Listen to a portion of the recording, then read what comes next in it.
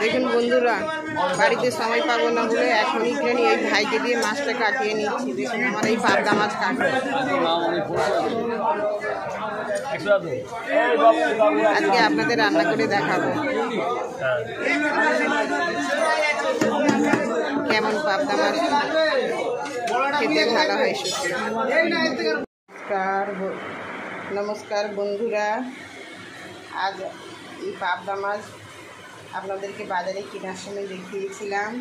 এই পাবদা মাছের আজকে সরষে ঝাল করব, সরষে পোস্ত কাঁচা লঙ্কা দিয়ে ঝাল করব। আমাদের এই গ্রাম থেকে সুজনি শাক নিয়ে এসেছিল, এটা পেঁয়াজ দিয়ে ভাজা হবে। আর এই মাছের মাথা দিয়ে বাঁধাকপি রান্না হবে।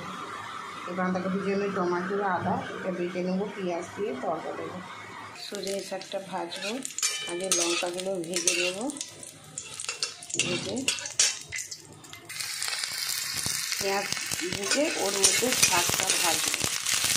এর মধ্যে অনেকে রসুন দেয়, কেননা আমরা রসুন দিয়ে খাই না। আমার রসুন দিয়ে দিলে না খেতে চায় না ছেলেমেয়েরা। বন্ধুরা, আমার শাকটা ভাজা হয়ে গেছে। এবার আমি কড়াই তেল দিয়ে দিচ্ছি, পাবদা মাছগুলো ভেজে নেব। নুন হলুদ মাছ সব রেখেছি। জানেন বন্ধুরা, এই পাবদা মাছ কড়াই দিলে কিন্তু খুব ফাটে, ঢাকা দিয়ে ভাজতে হবে। সেই কারণে ওটা ঢাকা দিয়ে আমাকে একটু সাইডে নাড়াতে হবে, খুব ফাটে। আমি একবার কোনদিন দিয়ে দিয়েছিলাম, বুঝতে পারিনি, অন্য বেখেয়াল হয়ে গেছিলো, আমার পুরো মুখের মধ্যে ছিটে চলে এসেছিলো। আমার এই রুই মাছের মাথাটা ভাজা হয়ে এসছে। এবার আমি এর মধ্যে এই তেলের মধ্যেই মশলা দিয়ে কপিটা তুলব। বন্ধুরা, আমার বাঁধাকপির মশলাটা তৈরি হয়ে গেছে, তেলও ছেড়ে দিয়েছে। এর মধ্যে মাছের মাথাটা দিয়ে ওটা ভালো করে নেড়ে চেড়ে নামিয়ে নেব। বন্ধুরা, একটু ঘি দিয়ে দেব। ঘি দিলে কী হয়, বাঁধাকপি সবসময় টেস্টি হয় খুব। দেখুন বন্ধুরা, আমার ভাজা হয়ে গেছে আর আমার মশলাটাও হয়ে গেছে, তেলটা ছেড়ে গেছে। এর মধ্যে আমি একটু জল দেব, জল দেওয়ার পরে ফুটিয়ে নামিয়ে নেব। বন্ধুরা, একটু এর মধ্যে একটু সরষের তেল দেব আর একটু লঙ্কা, পোড়া কাঁচা লঙ্কা দেবো। দেখুন বন্ধুরা, আমার হয়ে গেছে পাবদা মাছের সরষে ঝালটা।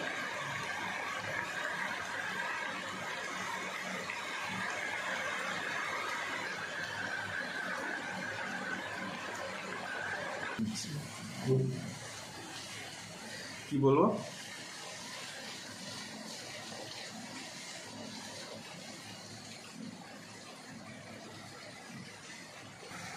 বন্ধুরা, আমার রেডি হয়ে গেছে লাঞ্চ।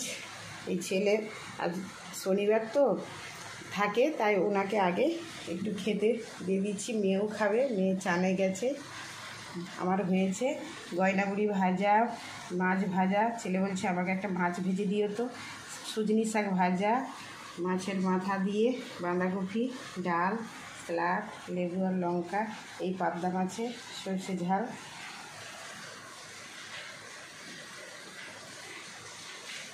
তো দেখি কেমন লাগছে। এই বাঁধাকপি তো নাকি? হ্যাঁ হ্যাঁ,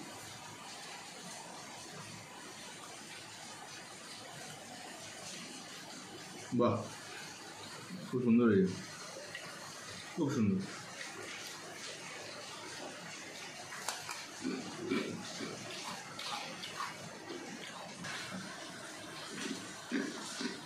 গয়না বইটা খুব ভালো করেছে, খুব সুন্দর লাগছে খেতে। বাঁধাকপির তরকারিটা তো সবার থেকে সুন্দর হয়েছে। আস্তে আস্তে মাছটাও খাবো। বন্ধুরা, আমার আজকের লাঞ্চ কেমন হয়েছে কমেন্ট শেয়ার করে জানাবেন। আপনারাও এই দুপুরের লাঞ্চ এইভাবে খান।